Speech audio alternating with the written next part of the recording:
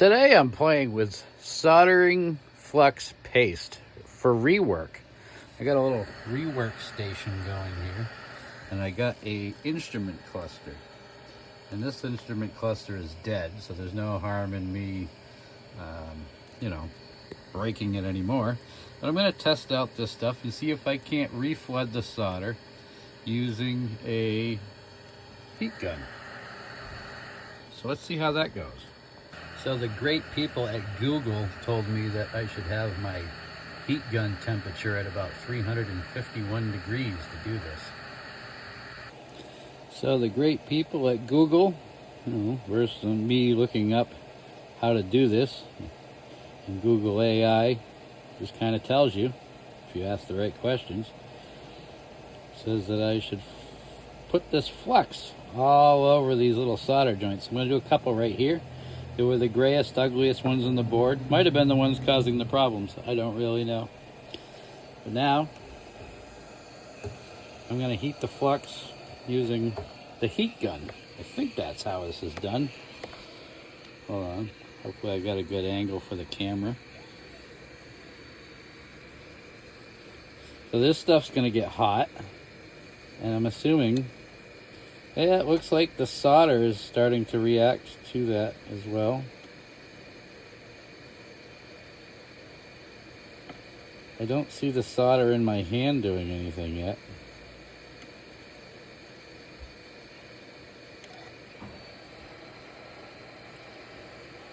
One concern I have is that maybe the solder's crossing between 2 or 3 tight joints, which probably shouldn't be shunted. I'm hoping I'm not shunting those joints.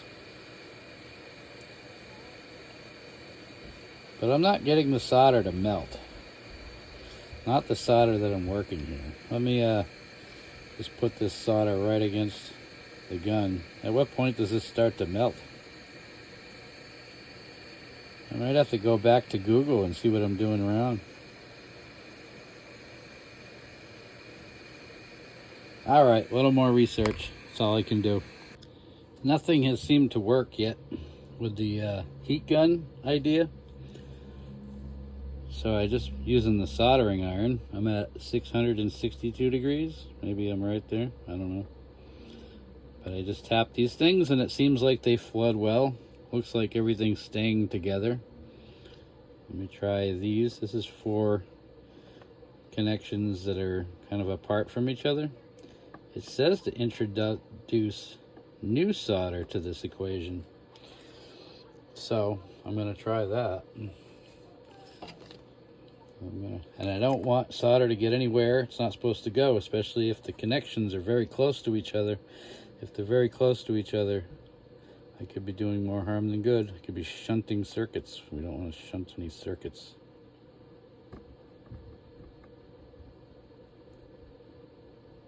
All right.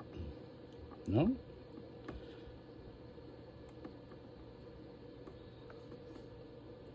I'm not very good at this paste stuff. I can fix it, a solder joint without the paste when it's not really tight and accessible, and people can critique what it looks like after. It probably doesn't look as professional as some, but I can do it and I can make it work. This paste, I'm not really sure I know what to think of it yet.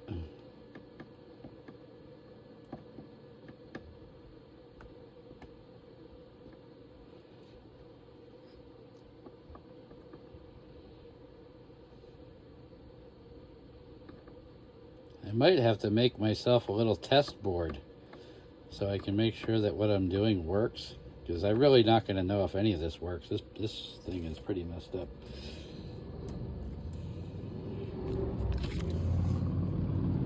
So anyway, that's what I just did. I think it looks terrible.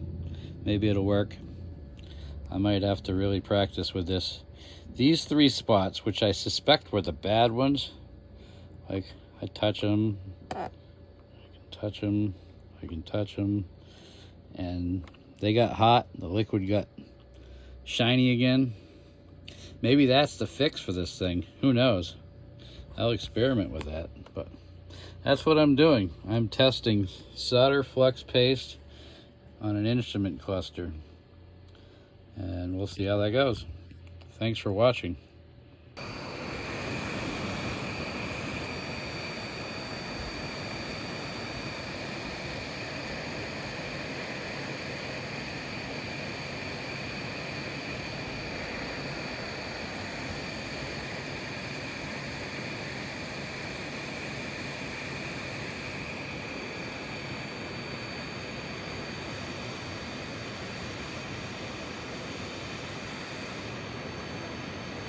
So 480 degrees, I got this little solder ball kind of swimming around.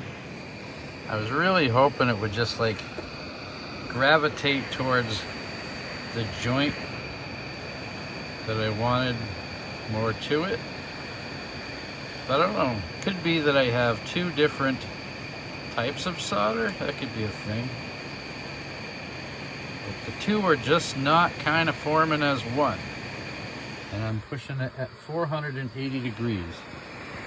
Maybe I just need to pump up the volume a little more. Maybe I need to change the solder. We'll figure this out eventually. They're making a lot of garbage electronics, especially in vehicles these days.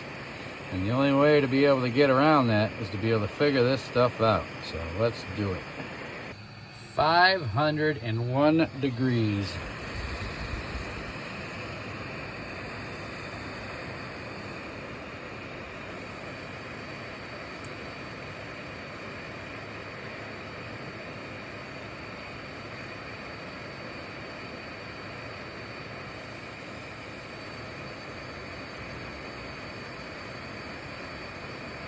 Oh, look at that. It just joined the party. The two are one. All right, now we're cooking with gas. All right, I think we're onto something here. I'm gonna experiment a little more. 501 degrees. We might have found the temperature needed to make this happen. I'm gonna play a little more. I'll come back with something that looks like I know what I'm doing. This is the best view I can get you. I lost my glasses. I have camera glasses, but I don't know where they are. And I'll find them or get some new ones at some point. But so I think I'm at a point here where I can actually functionably do something. I just lost my solder, so that's not gonna help. Anyway, at 501 degrees, I can heat up a section. I can make it turn all shiny. I can add some solder, and it joins the party. It literally bonds to the solder joint that's already there, and the two solders at this point become one. The goal of this now is that I can run around this board where solder joints might have broke apart, and hopefully they flood and become one with each other again, and the board all of a sudden starts working efficiently again. So I'm gonna keep playing with that, and then I'll come back in another video showing a much more successful job. Other than that, 501 degrees right now seems to be the happy number for what I'm doing. So this is what I do for fun when I come home after working all day. I don't know what everybody else does, but that's what I'm doing. Have a great night. Oh yeah. Anyway, that's the solder that combined itself. I thought I'd show you a close-up of that. Still not very pretty, but I'm going to keep working with this paste. I think it's the solve-all for a lot of the problems we're going to have in the near future with cars, especially when we hit 2027. Have a great night.